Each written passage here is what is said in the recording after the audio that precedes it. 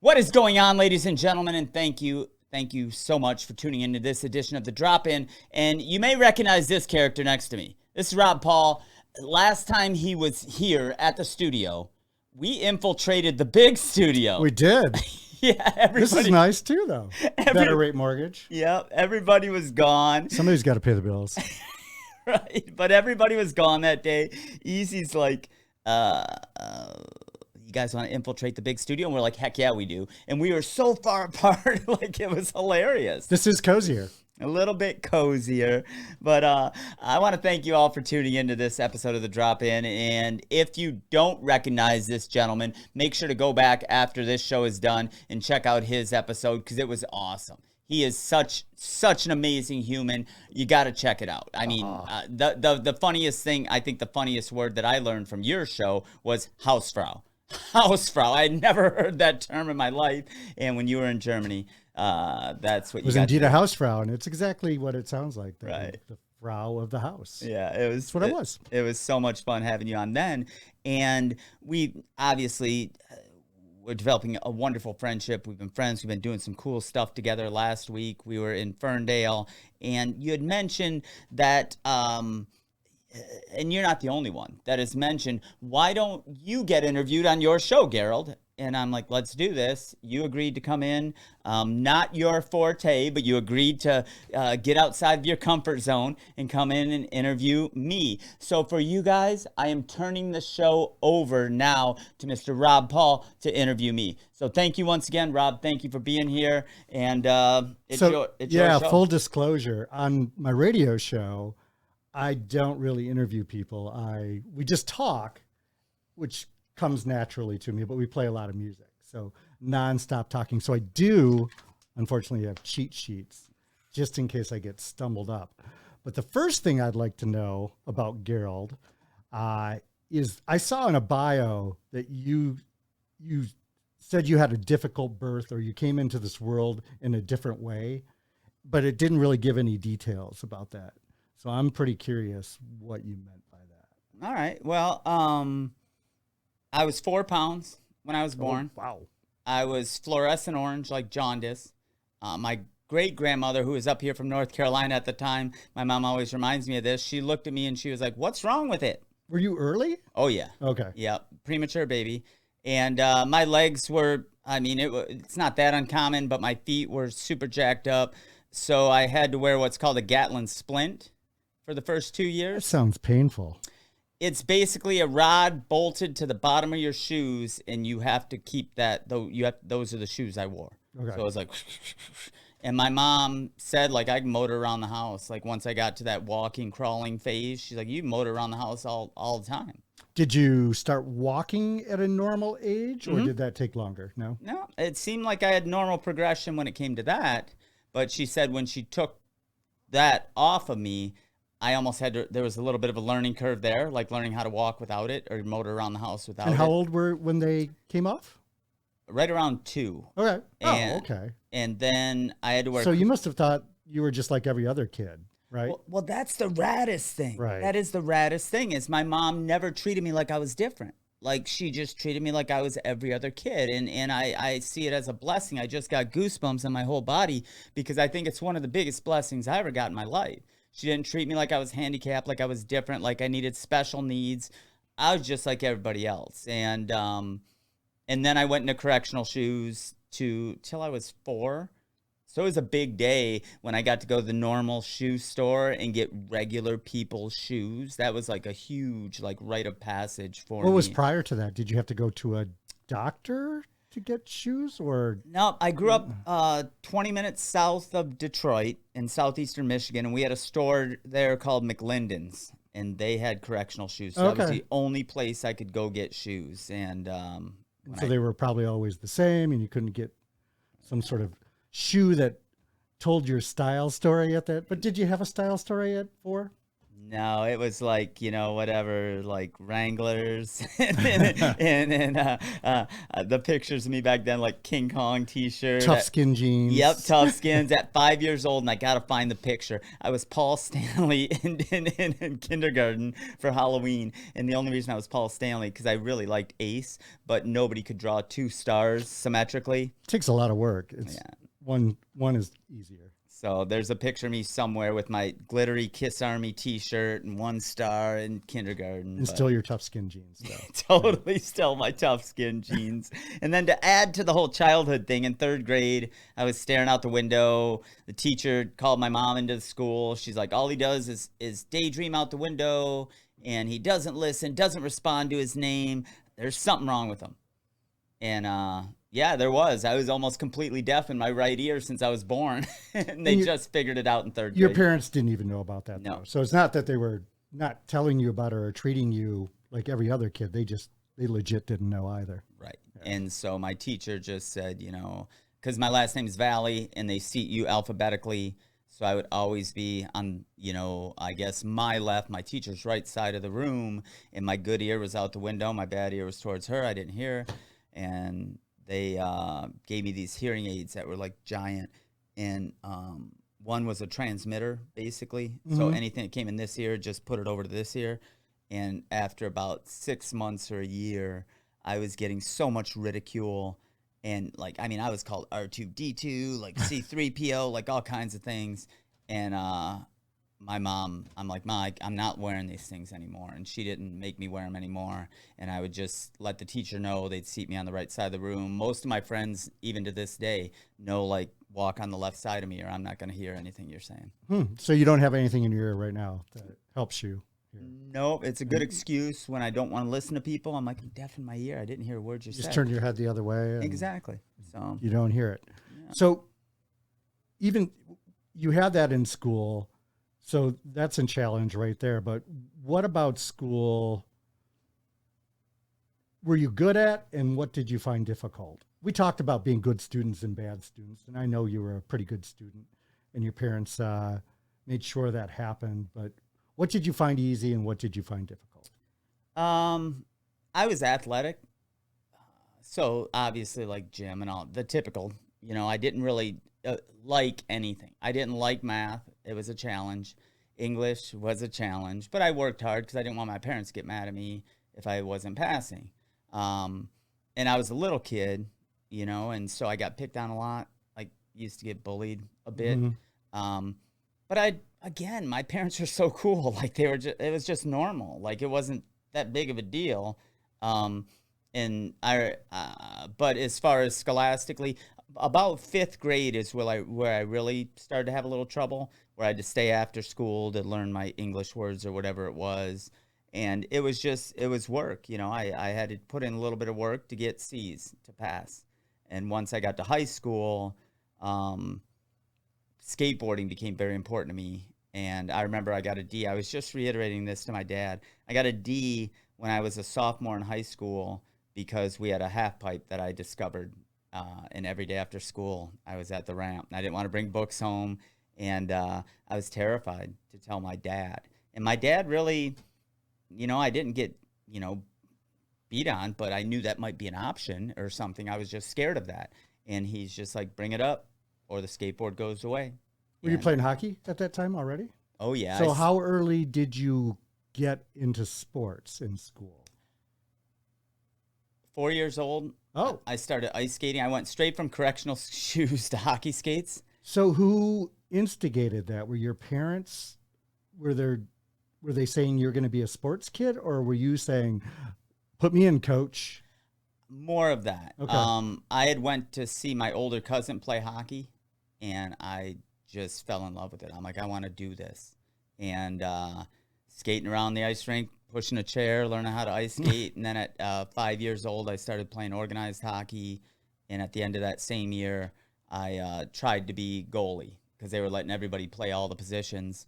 And I freaking loved getting pucks shot at me or something because I never played another position my whole career. Yeah. But it was more, and I tried them all. I played baseball, and I was a catcher because I was a goalie. I was a catcher, natural progression.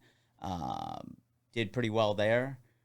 played 1 year of football just because I wanted to try it, and it was just too difficult. There's not a position where you can just stay still. Right. And I'm little, so I didn't really. But my mom's like, if you start, you're finishing. So I played the whole season, and I said, yeah, I don't want to do that again. But I like playing sports, and it was my decision. My parents didn't really push me into it, although my dad is very athletic, and my mom's super supportive. I think they would have supported whatever I was doing. By the time you got to high school, were you playing for a high school team, or you had already? I know there's like triple A, double A, and minor league type stuff, and I know a lot of kids bypass high school sports to be on those travel teams. Mm-hmm. Is that what you did, or did Well, both? my high school didn't have a team. Oh, There was a local Catholic school that had a pretty good team, and they showed interest because I was a pretty good goalie in the region. People knew who I was. but you didn't have to go to that school to play on the team? They wouldn't pay for my tuition, so I couldn't play on the team. Oh, okay.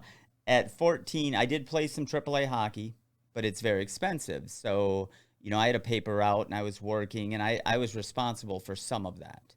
We would sell ads in magazines and things like that to help offset the ice bill. And I was a goaltender. It's not cheap. And my dad, for Christmas, I might get some goalie equipment, or I would save up the money to pay for the goalie equipment myself. But at 14, it was just getting too expensive. So what kind of jobs did you have at that point? I don't mean to cut you off. Oh, that's okay. As the questions enter my head, I have to know. That's why we're here.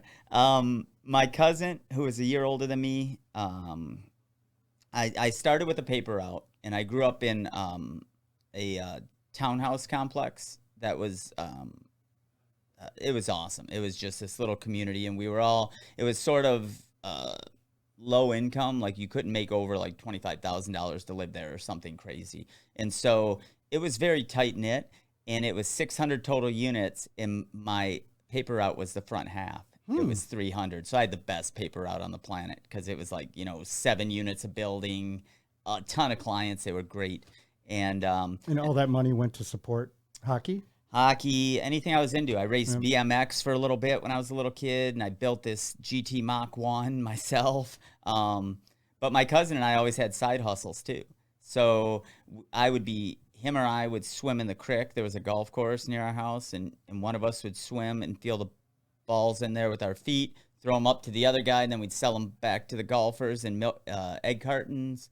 There was a baseball field, and adult softball was a big deal. And on Saturday nights, they had games going all night long. So Sunday morning, we were there getting all the returnables because in Michigan, they're 10 cents a can. That's true. And we'd make like 20 or 30 bucks on Sunday morning. And then at Christmas, we'd be out Christmas caroling. We were always had some side hustle going. But yeah, I started at 11, paper out. I think when I was 14, I worked in a bike shop that carried skateboards because I had already started skateboarding. And then I worked in this dry cleaners for a while, and so I started young. I knew I had to pay for some of my own stuff, so I had to make my own money, and I did that for a while.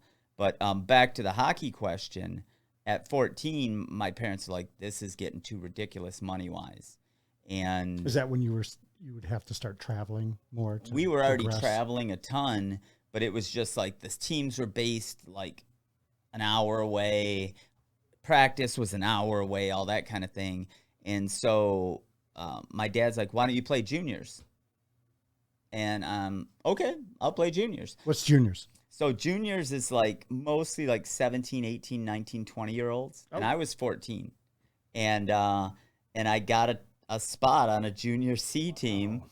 And it was hilarious because I'm this little kid, and I was a good goalie. And these guys are walking in, beers after the game. I mean, it was crazy.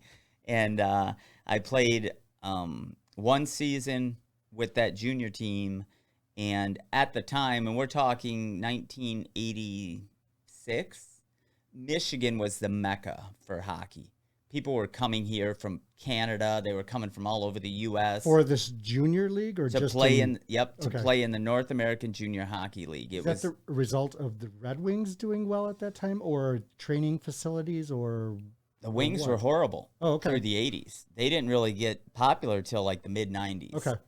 It just happened to be, I don't know, Midwest, Michigan. I have no idea Hmm. why it was the Mecca, but so I played Junior C that spring season, and I got drafted into the North American Junior Hockey League by the best team in the league, which sort of sucked because they already had their team picked. So as soon as I got drafted, I got sent down to their farm club, Which was and where? it was actually Royal Oak, Okay.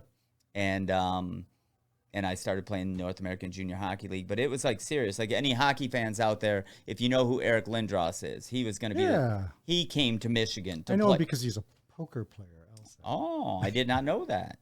But he came to Michigan, and he was on the first spring training I was in. He was playing on my team, Okay. and then some other people who made it to the NHL, Brian Ralston, Pat Peak, those guys I got to play with in that league. And then to finish that question, I did well. Could have went to play in New York and play. I had an opportunity to try out for pro hockey when I was done at 20 and a half, because that's as long as you can play in that league. And I was just So done. did you come? Well, did you have to make a decision to say, "Hey, if I want to continue this, I have to go up to the next level"? Yeah. And so it wasn't necessarily you not being able to go to the next level. You made some sort of choice that you weren't going to do it anymore. Why was that? It was just, I was over it. Like I'd been in an ice rink 6, 7 days a week since I was like 13. My body was getting beat up. Like my knees were taking a beating as a goaltender. And I'm like, I was already, enrolled in college. I'd already started riding a skateboard. There were other things, and I thought about it, and I'm like, I don't want to sit on a bus and make 30 grand a year. What did your parents think? Because it sounded like you were on this path. Yeah. My dad, I thought, was gonna like kill me, and because he was like, I thought you're gonna be everybody thought you were gonna be in the NHL, and I'm like, I don't love it anymore. I quit. Wow. And yeah, he was pretty devastated. He got over it, but So I still play hockey, but did skateboarding play a part in that? Because you were skating while you were playing hockey. yeah. It really didn't at the time, because skateboarding was just what I did because I loved it. There was I had no aspirations of taking it to the level I was very fortunate to take it to at that time. I was studying art at Wayne State University, and I was having a great time at college and making new friends, and so I had no clue. I was just like anybody else. Yeah, like I have no clue where I'm going to end up, but this is what I'm doing right now. When did you first discover skateboarding? I thought, in my mind, you were playing hockey and you were skateboarding, and you decided you wanted to be a pro skateboarder, and that was it for hockey sort of situation. So I kind of thought they were going hand in hand for quite some time, but Well, cool stories. To answer the first question, I think I was about maybe in sixth grade, fifth or sixth grade, and there was three of us growing up. My friend Marcel, my friend Rob, and me. And when we were about 6, Rob moved to Florida, and our triad was broken. But Marcel and I stayed really good friends, so Rob came back to visit. Like his mom or dad lived in Florida, mom lived up here. He came back to visit, and he had a Schmidt stick Monty Nolder, and coming from Florida, pretty obvious. And I rode that board. It's the first time I ever seen a big wooden board. And I'd tooled around on little the plastic J.C. skateboard. Penney's plastic. Yeah. Totally. And I'm like, man, I really dig this. And he went back to Florida. My dad bought me like a cheap big board from Dunham's or Toys R Us or something. I wore that out. I got one more from like Toys R Us or something. Wore that out. There was a couple other kids in our complex that skateboarded. And because I was playing hockey at the time, like I said, I think I was like 83, so I was like 11. I was playing hockey against a lot of guys from more affluent neighborhoods, and they already had Powell Peralta boards and stuff. So the first good skateboard I ever got, and I still love them to this day, I love Lance Mountain. I got a Lance Mountain Powell Peralta board, and it had all the plastic parts on it, like rib bones, mini rib bones, nose bone, all that. And one of the kids I played hockey with sold it to me for $35. All right. And I went home, and that was my first good board. And then that Christmas, I actually got a Tony Hawk board from Santa Claus, and it was off to the races. Like, Were the ramps available around for you at that time, or was it like a secret backyard thing? more of the secret Or were you backyard trying thing. street already? I was skating everything. Okay. It didn't matter. Like my neighborhood, people remind me of it now. When I see them as adults, they're like, "Man, we could hear that clicking down the street all the freaking time," you know. And I'd be skating the curbs, and but we built a wedge ramp, and I would move it from one side where the patio was all the way around to the other side of the building every day. And we skated that, and then I started to As connect a launch ramp or up against the wall? just up and kick turning. Okay. And then I started, punk rock at that time or skateboarding at that time. If you saw somebody anywhere and they had a skateboard company shirt on or they had a punk rock band shirt on, it was instant bonding because you had to search it out.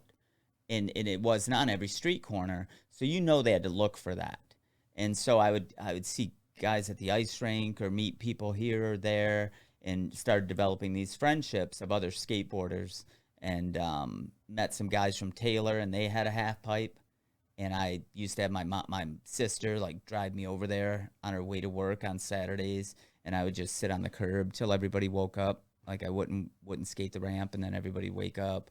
And it was like that. And then I ended up meeting a gentleman from Grosse Ile, Michigan, named Chuck Watson, and he had a couple ramps too. So at 14 or 15, I got a license to drive a spree, and little scooter. Yep. And I would every day before hockey, or I'd be wing across this bridge to go to Grosse Ile and skate his ramps. And it was just continuing to make those relationships, and it was all backyard ramps. We had one skateboard park in the state, and that's Kazoo Skate Zoo, which is still around today. Bill Ferguson does an amazing job, and I think it's like one of the oldest parks in the country. It's got to be because it's been around forever. Yeah, and it was just, connecting on hockey road trips. I mean, I went to play hockey in Sweden, and I had my skateboard in my hockey bag, and I was skating Stockholm when I wasn't playing hockey. Were there skaters there, or? They actually had a half pipe. I was there in the winter, but they actually, two different ice rinks I played at had a ramp behind them already, and that was 86, 87. Wow. And they had a ramp at the ice rink, but we could, I couldn't skate it. There was this much snow on it. But yeah, I used to take my skateboard with me everywhere. I traveled, and, playing juniors, we'd play the St. Louis Junior Blues, and I'd be taking my skateboard there, and out grinding curbs and stuff in between playing hockey. Before you called it a day with hockey, did you feel like you were progressing enough in skateboarding to make that your thing, or was it just still fun? I knew I was loving it, and I knew I was pretty good at it. Yeah. But I never, I mean, I'm from Michigan. So how did that progression start? To you loving skateboarding, stopping hockey, to becoming a pro skateboarder?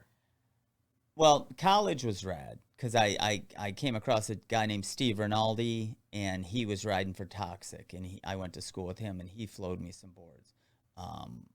And I had a shop sponsor because, like, I was progressing at a good clip, and I was, when I'm fired up about something, I'm all in, and skateboarding was that.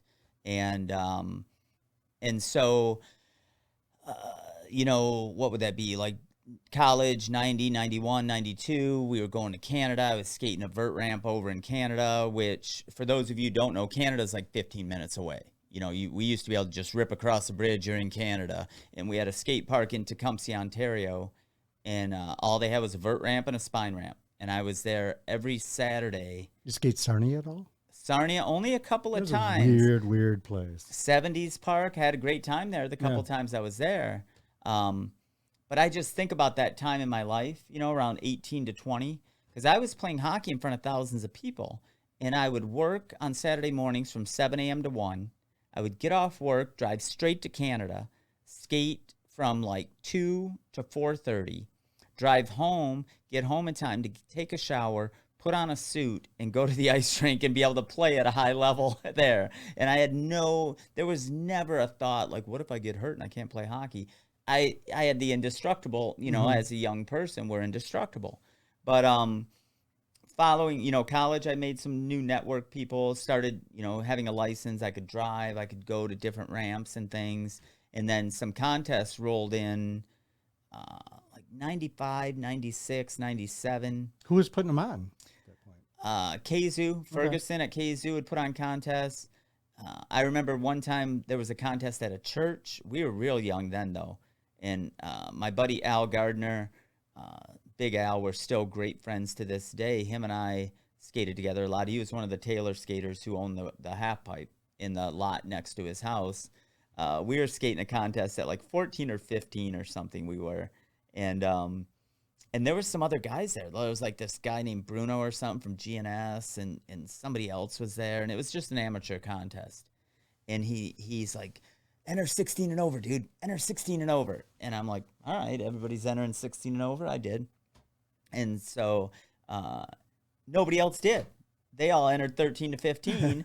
And I'm like, you guys are jerks, man. And I won the 16 and over division, and they got like second place or something.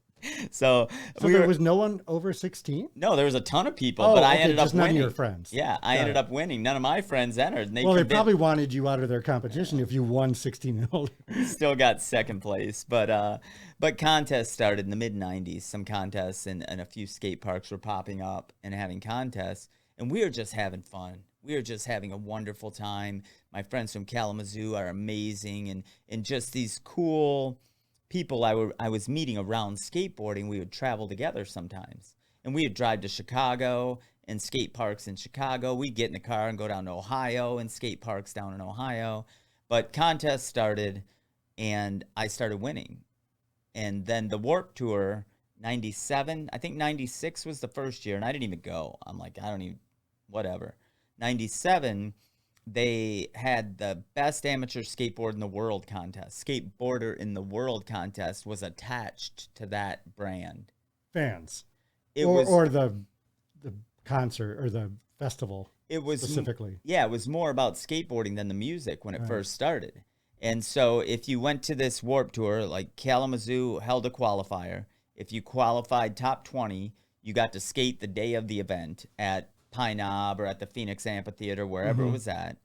And then if you won that, you got a ticket to fly to California. And they took one person from each state, and it was touted best amateur skateboarder in the country or in the world or whatever. And I won that in 97 in Detroit and in 98 in Detroit. Wow. And so I started getting some national exposure. The first year, I had already connected with a gentleman named Bill Danforth, who, if you're a skateboarder, you know who Bill Danforth is. He is one of the most legendary pro skateboarders ever to play the game. And I connected with him in 93, so I was skating a lot with him prior to this. And in 97, I said, Bill, will you go with me? And he's like, of course I will.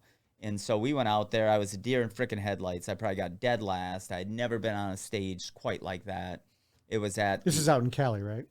Yep, it was at, I don't even remember what they call that park. It was like the Powell Skate Park or something. And I was just blown away. I was shell-shocked. I don't even know what I placed. And then the second year, I'd started gaining a little more confidence, and I continued to progress. Second year, I was going out there, and I knew what I was getting into. And I placed in the top 10. What were you skating for the contests in Detroit? Was it vert? I was street. Street? Okay. I was when street became an obstacle right. When street moved into more of an obstacle course, I skated real fast. I was very consistent, and I was everybody, like, at the time I feel like everybody skated everything, at least my friends. Right. So ripping technical street guys could skate a spine and even skate some vert. Like, we all skated everything. And when street contests came in, my style sort of translated well to that. And that's why I started winning. I could go big and fast, and I smiled all the time and had a good time. And I think that showed. And so, 98 was super cool. I wasn't taking care of my body very well because I was actually qualified in second place. And I wasn't eating good, and so all my muscles seized up due to lack of potassium, and it didn't matter. Like, what were you eating? Just corn chips? Freaking beef jerky and pretzels probably, but ramen noodles. I don't know. But You really like ramen noodles. oh, You bring it up a lot. dude, it's like a little piece of heaven. I'm sorry, but it is. And but by the time I got home, and I had acquired sponsors like prior to this, like winning the first year and getting a little bit of national recognition. I had started acquiring sponsors. Vans was giving me shoes, Creature Skateboards was giving me boards. Who else was in the mix there? I might even been riding tracker trucks at the time because Danforth was a big tracker guy.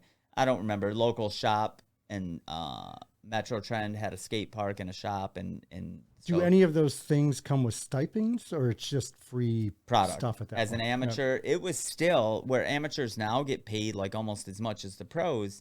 At that time, I still had to sign a thing that I never received over $200 Oh, to enter. to enter an amateur contest. And so things were progressing. I still had no inclination that I would ever be a pro skateboarder, even at that point. I mean, I'd draw because I like to draw. I'd draw what my graphics would be, and stuff like that. But I still didn't think it would ever happen. And then I came home from '98 Warped Tour, and I was riding for Globe shoes at the time. Now I remember, Globe was giving me shoes. The local rep's name was Chris Gustafson, and I got to the skate park that I always skated. We had keys to the park, all of us did. And he's like, there's a guy on the phone from a company called Stink Skateboards that wants to talk to you. And I'm like, hey, what's up? And he's like, is this Garold? And I said, yeah. And he said, we're out of Grand Rapids. And he, gave me his 30-second elevator pitch. And he's like, we think you have enough recognition. We want to turn you pro. And so I called Danforth. And I'm like, dude, I don't even know if this is a basement operation. I have no freaking clue, dude. But do you want to go with me and check it out? Oh, because they signed. I thought that Danforth owned Stink. Everybody did. Right. Everybody did. And he really ended up being the driving force behind Stink. But yeah, I gave him a call. I'm like, you want to go check this out? He's like, sure. Huh. He hopped in the car. We drove to Grand Rapids. I think they had already asked me what I want on my pro model. And I said Frankenstein's head and a Stanley Cup. And by the time we got out there, they already had graphics done. They, obviously knew who Bill Danforth was. They had like 3 boards drawn for him. And he ended up being like CEO. I don't even know if he had a title. Right. But he ended up running that show. And so when anybody asked, I'm like, I rode for Danforth's company. I'll even say it because I really did. He really That's surprising was running the show there. So you said your first graphic was Stanley Cup and Frankenstein. Did you have 2 mismatched things because you thought you may not get another board and you wanted it all on one? It's kind of a weird combo. A great question, but you are exactly correct. You are exactly correct. And because of my love for hockey and Frankenstein, Old Monsters, punk rock, that sort of, and I already had a bunch of stitches and stuff. So I'm like, that fits, cool. And, but I thought, this is my Stanley Cup. Like, I'll never get this chance again. That's why I did that. And, yeah, it's a great question. Thanks. So how long were you a pro skateboarder until? Technically, I posted a thing on this on my social media a few weeks ago about 16 things or 12 things you didn't know about pro skateboarders. And you're technically never not a pro skateboarder unless like you really like publicly announce I'm no longer, like Cab. He's still pro. I mean, he still has models all over. You can talk to, I'll bring up a guy named Dwayne Petrie who maybe had a few models on Alien Workshop when they first started. He's still a pro skateboarder and hasn't had a model in 20 years, 25 So when years. did you stop competing then? 2007. All right. From 2000 to 2007, I was super active. And I was still, for a couple years there, like 99 and 2000, there was a time where we were just on tour all the time. That's when I saw you. That's when I first saw you. But yeah, you were going skating hard and a lot. Yeah, and we were, Danforth and I and the rest of the Stink crew, we were on tour all the time. I mean, at one point we had a Hummer, a legit military Hummer painted with cartoon gerbil blood from joecartoon.com. Didn't you have that weird? Maybe it was just for the couple things that I saw, but there was a weird metal bowl. No, it's the blue ramp that George has. George at Modern has our ramp. Was there the taco ramp or was whatever? there never a bowl? Nope. Okay. Nope. But that ramp was built for our tour to pull with the Hummer, and we would pull in this crazy Hummer, and the ramp was hydraulic. It would fold down. We could put on a demo anywhere, and we toured with that for a while. And then, I mean, the experience was incredible, you know? So even the Hummer was our trade show booth because Stink came out with this hardline skateboards that were supposed to be tougher than everything else. So I actually, with 3 other guys, drove the Hummer to San Diego. It was sitting up on 4 of our boards to show how strong they were. And then nobody wanted to drive it home. They're like, Hummer's got to get home. And I'm like, I got no schedule. We'll drive it. And me and this guy, Simon, they're like, okay, here are the keys. I'm like, how come nobody wanted to drive it home? They all just were over it. They wanted to be home. They wanted to get on a plane and go back home. Got it. And Simon and I are like, let's do it. So we made a freaking road trip out of it. Went to Vegas, and are you pulling the ramp? No, that was just when it was the trade show booth. Right. But a funny story there is because at the time I was reading a ton about aliens and conspiracy theories and different things. We did go through Area 51 in the Hummer, like on the edges of it. And we had to look like UFO hunters because on the top was the framework for our booth. Mm-hmm. So it totally looked like UFO Hummers. And I saw the dudes like up on the hill with their M16s or whatever, signs that said, if you cross here, great bodily harm could happen. And I'm like, let's just keep going. But no, it was an amazing experience. And that happened for a few years. And then I really didn't make a ton of money as a pro other than skateboarder. Your board. Did you have your name on other product?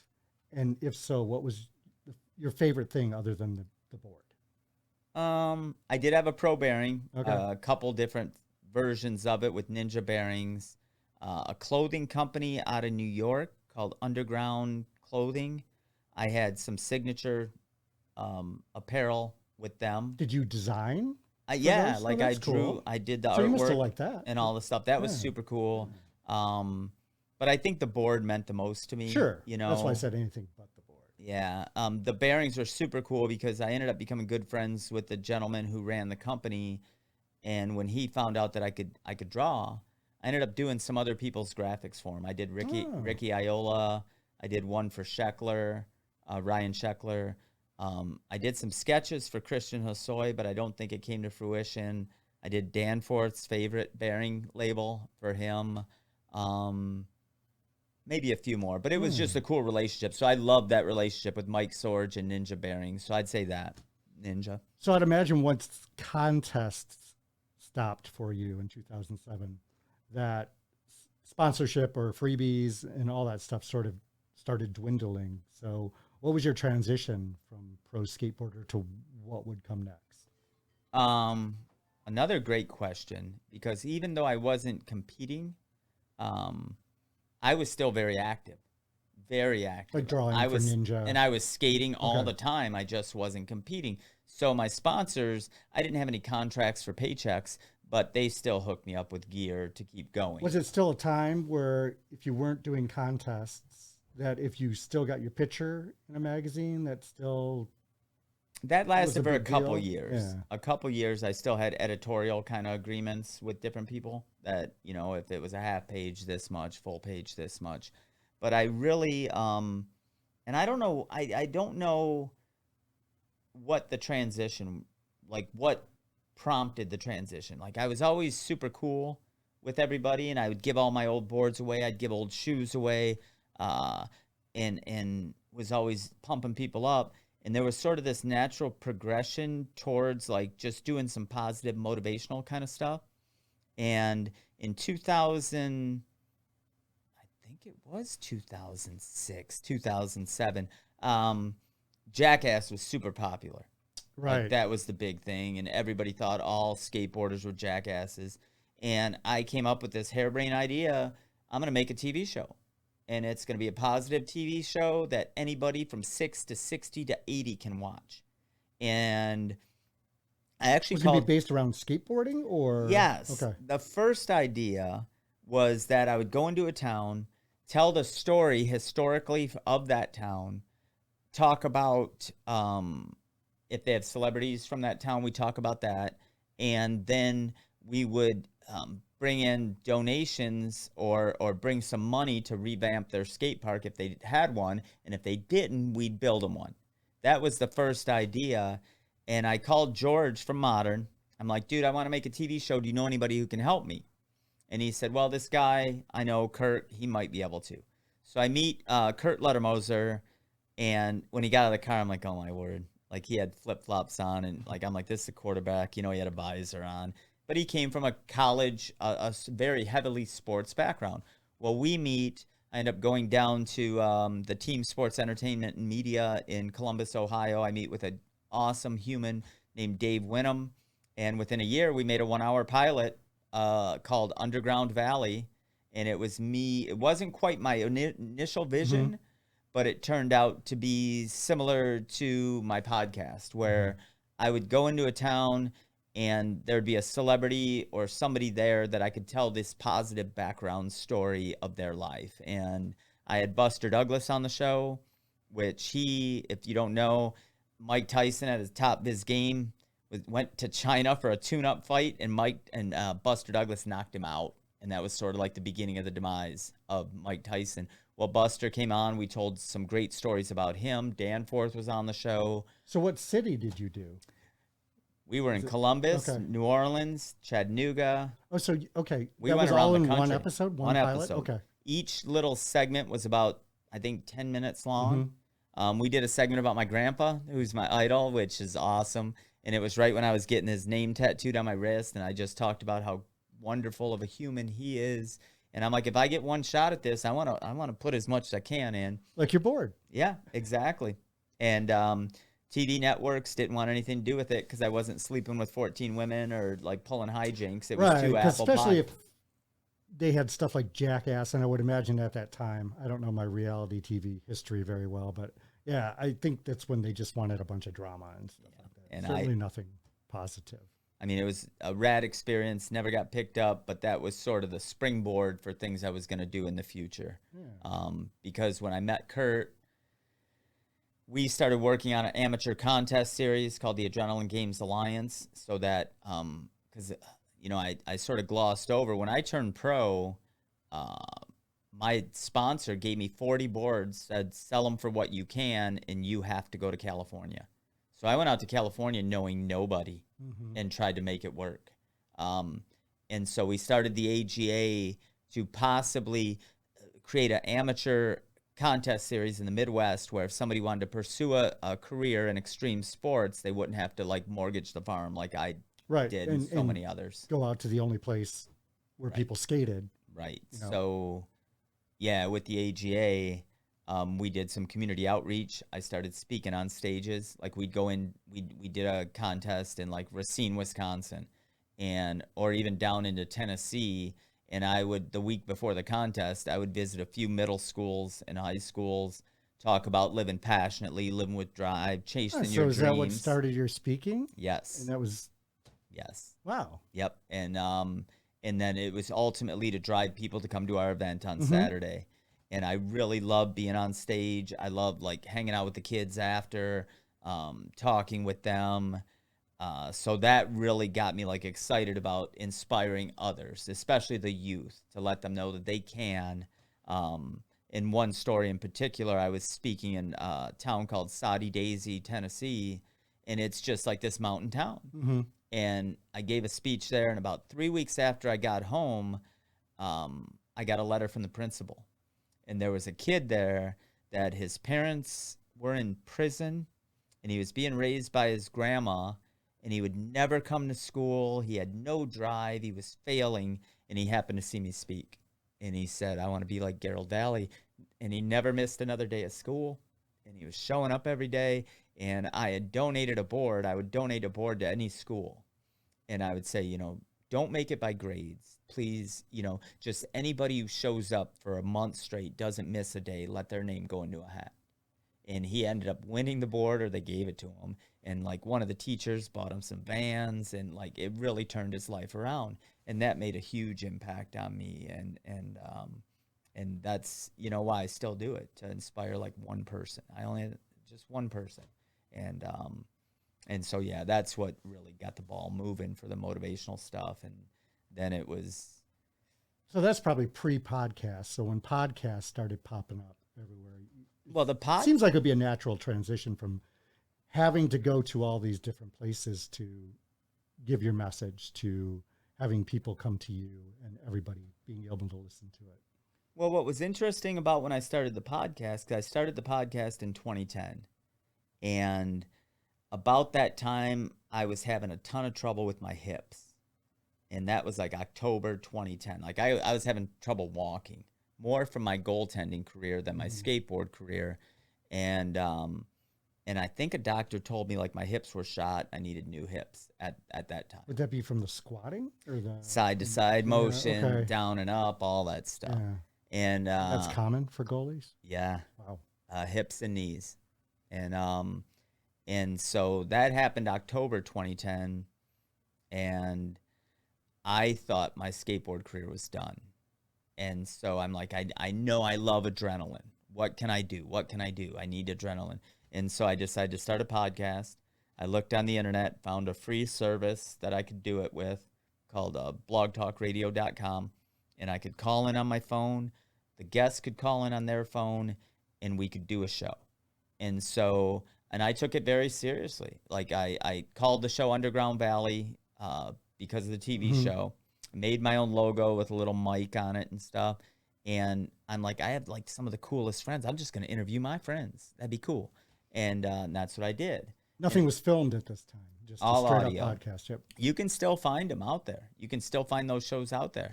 But I had everybody on the show. Like, I mean, I had musicians, financial gurus, most were my friends. And I'm like, they're so interesting. Come on the show.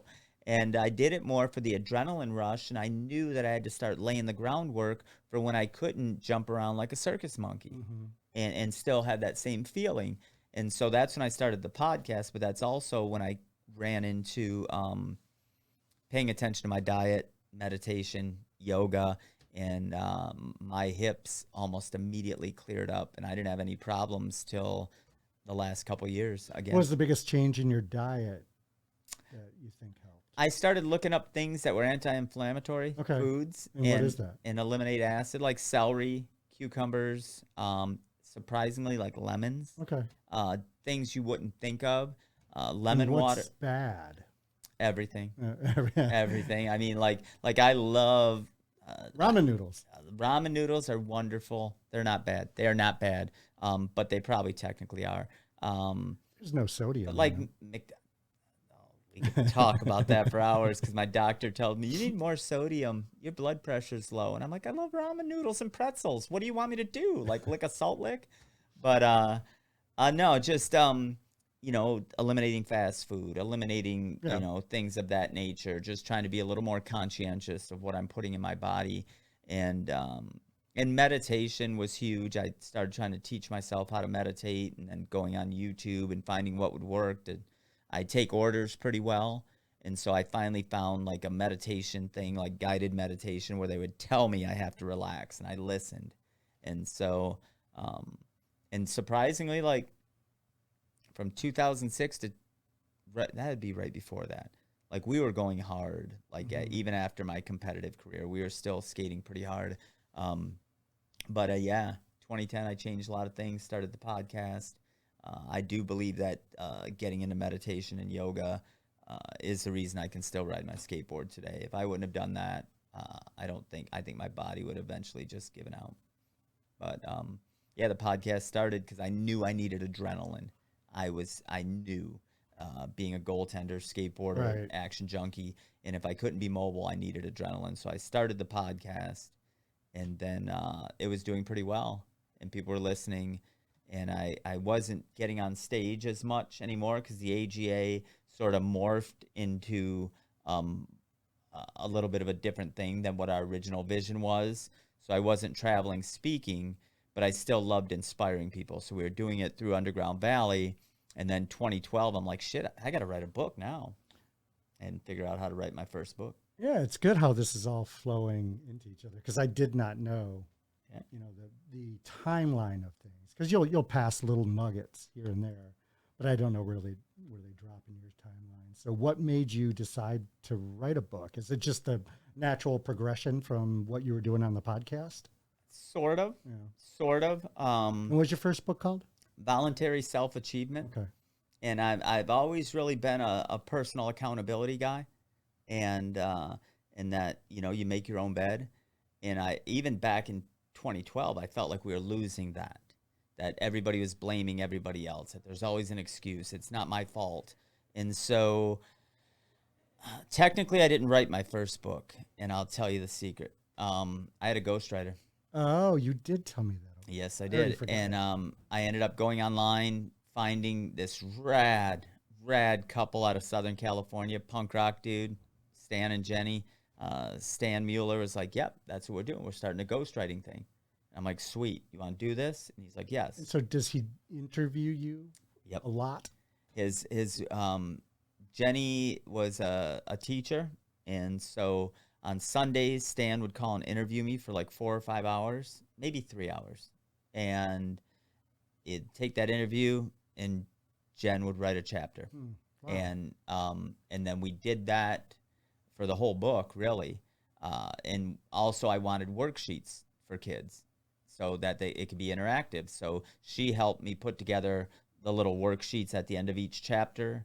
And then the book, which you can find on Amazon right now, the book came also with a workbook so that you didn't have to write in the book, and it was bigger with all the worksheets. And so I had started speaking around that time a little more to the middle schools and high schools again, like just an ebb and a flow. And now it's really just motivational speaking and, Yes. and not tied to a Right. project. Right. Right. And so I had these, and I didn't even want to sell. Like, I didn't have a goal of being a New York Times bestseller. I wanted something to give to the kids and donate to libraries that could make a difference.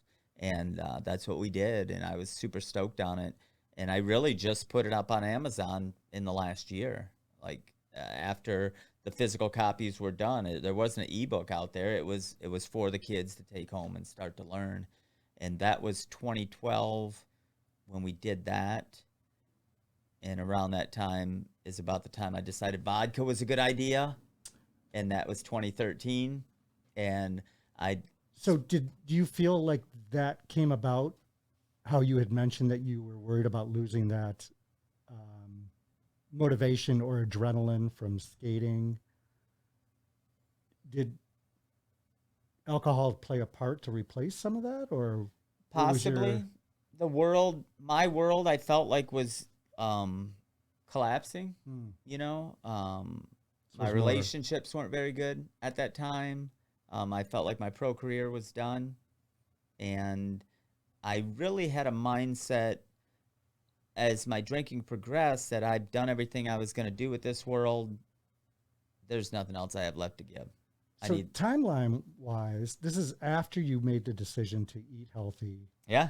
And I already change knew things in your life. meditation. I knew the right things. I Just knew I could decided get to add through with it. vodka to the mix. And I was pretty much straight edge for my whole life. I mean, I drank a couple years in my 20s, and I really never, whole hockey career, I didn't drink a beer till I was like 22 or something like that. I don't even know how it came about, really. I just, started drinking, and it started actually with rum because I thought I was a pirate.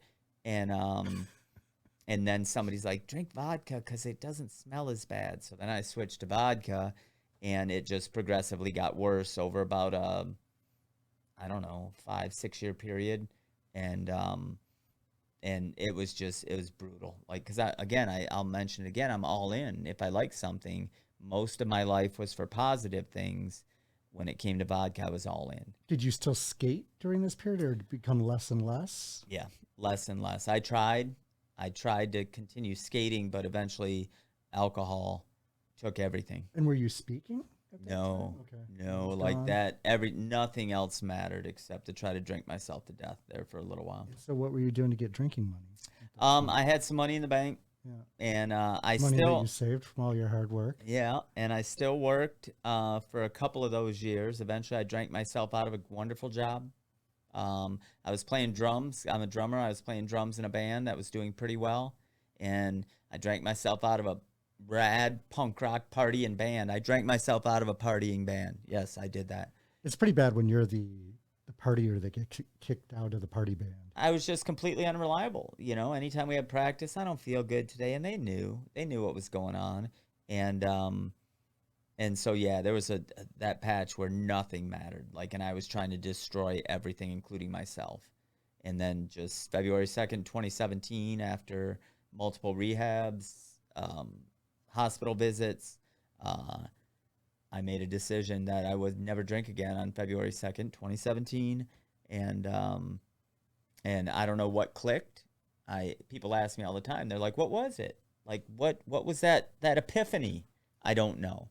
I looked in the mirror and I said, we can die now, and let's get it over with, or we can get out of this. And I was going to say you are not somebody who wears your sobriety on your sleeve, and I know that you have helped multiple people. Was there anybody there to help you, or it was just all this decision to I'm doing it, and you just did it? Well, I had already been to a couple. We have a wonderful recovery facility in the state of Michigan. Brighton Center for Recovery is like top 5 in the country. Like, that's where Eminem went. That's where Aretha Franklin, not Aretha Franklin, Anita Baker. I don't know. But anyway, that's where the celebrities go, and that's where I went. So I started getting to know some other sober people or people in recovery, and after that day and after February 2nd, I made it a point. But I had already been to meetings, a bunch of meetings. I knew the big book. I knew this. I knew that. And it just, I don't know. Like, again, I had sober people around me, people I could call at any point in time, and I just didn't make those phone calls. Mm-hmm. And then after that day, February 2nd, ironically, it's Groundhog's Day, and I got tired of living that same life over and over again. Yeah. And the analogy I'll tell people is I got to a point where if somebody told me I had to crawl on glass to Antarctica to stay sober, I would get on my knees and crawl on glass to Antarctica, and I would do whatever I had to do, and I did, and I waited 2 years. I stayed sober for 2 years, and this is continuous sobriety from any alcoholic beverages. And then I did my first interview to talk about it publicly because I wouldn't talk about it at all. And then at 2 years, I did an interview with my buddy Higgy, and yeah, I quietly, friends like you and other people around the community, they know that I'm pretty solid in my recovery, and I'll help anybody. And so sometimes they'll say, I have a buddy who's having a hard time. Can you give you a call? And I'll give him my card and say, yeah, you can call me anytime. Mm-hmm. And there's a great crew from Ohio that come up here that are all in recovery. And more we're seeing that sobriety is like the new punk rock. How did you hook up with the Ohio crew? Because those dudes are rad. Social media. All right. Jeff Schill and he saw some of my posts, and because I don't really put it out there, but if you read into my posts, sometimes right, you that's can what I was tell. saying. You don't wear it on your sleeve. And he private messaged me and started a conversation. We ended up meeting up at Riverside Skate Park one Sunday morning at 10 a.m. And he's like, I'm Jeff Schill. And I'm like, cool, dude. And we've been friends ever since. Those guys, he does a lot with Lighthouse Recovery down there. His whole crew is in recovery when he comes up here. He's just a phenomenal human being, and I'm honored to call him a friend. Amazing skate crew, too. Oh, dude, they're so cool. Stellar. So cool. But sobriety was one of the most wonderful things that ever happened to me. I don't suggest it for anybody to have to go through that kind of hell, but coming out the other side, one thing I was missing in those first, 4 decades of my life is a solid feeling of self-worth and self-love. And that came with getting sober. And because I did it for me, I didn't do it for anybody else. I had already lost everything. I mean, I had repo men trying to tow my car. I almost lost everything. I mean, zero bank account, horrible credit score. Like, I seriously, nothing. February 1st of 2017, nothing. And it just having that feeling of self-worth has been just amazing these last 5.5 years. So I'd imagine that clarity and self-worth that you're talking about led to you deciding to write a second book. Yes. It's the second book people have asked for years, because the first one was geared towards teens and young adults. It's not officially out yet, right? Not till September. All right. But people had asked me, some older, I say older than teens folks had read the book, and they're like, I got a lot out of this. It'd be rad for you to write the adult version of this book. And I knew I wanted to do it. And this year I did it. And it's not the same book, but similar. My new book is called DIFY, Do It For Yourself, A Simple Guide to Living the Life You Deserve. And it's, 9 chapters of things that I have learned and that I've used to overcome some of the hurdles in my life. And it's so far about 15 people have read it, and I have gotten great reviews. Well, I'm one of them. Yeah. I liked it. And I'm curious, if you had to pick like one technique from your book, what is your favorite practice or technique? Gratitude. Yep. Gratitude is the most important thing in life. I mean, I could say the morning ritual, because your morning's going to set up the rest of your day. I think every chapter in there is pretty important. There's some things in there about building self-esteem and self-love and about personal accountability. But I really think gratitude is the most important thing every day, spending a few minutes in the morning and in the evening being thankful for what you have and the opportunities you've been given. I think that's the most important. Well, with that, I'd like to say that I'm thankful that I now have this Garold Vallie timeline from birth until now. I hope everybody watching enjoyed it. I know I did. Cool. Just as a friend. But even before that, as a fan, as appreciating you as a skater. Well, and that obviously back then I didn't know anything about you. Well, I thank you for being my friend and coming on the show in the past and coming and doing this, because you can find little nuggets of this story around. If you search, you can find interviews here and there. But I'm like, cool, let's do this. I don't think we can fit everything I want to talk about. Like, we didn't even talk about Purple Heart. We didn't talk about a lot of stuff that's in there, but I think you did a great. You'll just have to have me back. Well, you did a great job with this one. So yeah, we might have to do it again. I didn't pick up my paper once. I know. And it worked out like seamlessly. You're a natural. When are we doing the Rob Paul show? I don't know. We can't call it the Rob Paul show. That would shut me down. I have a game. Do we have time for a quick game? Oh, we have all the time in the All world, right. man. Well, I stole it from Billy Eichner. I'm excited Billy about on this. the street. You mentioned the game, but I have and honestly, he mentioned the game, but I really don't know what the game is. All right. Well, it's as simple as this. You just have to tell me. I'm going to list 10 things, and you have to tell me whether it's a skate trick or a hardcore punk band. Oh. You ready? Maybe. Body jar. Oh, that's a skate trick. Jackson Gregg has the best ones. Ass jack. That is a great band, and it's Hank 3. Yep. Sack tap. That's a skate trick. It's a skate trick. You're doing good. Dark Casper. That's a skate trick. Ice pick. That is a hardcore band, but it's also a BMX trick. All right. I have bands, so I'm you are 5 correct. for 5. Drop Dead. Gotta be a band. It is. Sad Plant. Jeff Grasso, Lance Mountain, the best Sad Plant skateboard trick. Slapshot. Slapshot, Boston, I think. hardcore goalie mask for their logo. And I've never heard one song by them, but I know they're a hardcore band. Nosebone. Nosebone Skate Trick. Last one, Stalefish. Oh, that's a great rock and roll band of skate punks. It's both. It's both. So There that you was that was good. And I wanna. What was the second to last? Nosebone. Nosebone. My favorite nosebone. In a nosebone, you do a trick, point your front foot. John Cardiel has the best.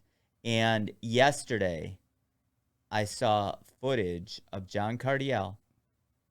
And you know the John Cardiel story. In 2003, I think, he was in Australia, and Cardiel is one of my favorite pro skateboarders ever to play the game.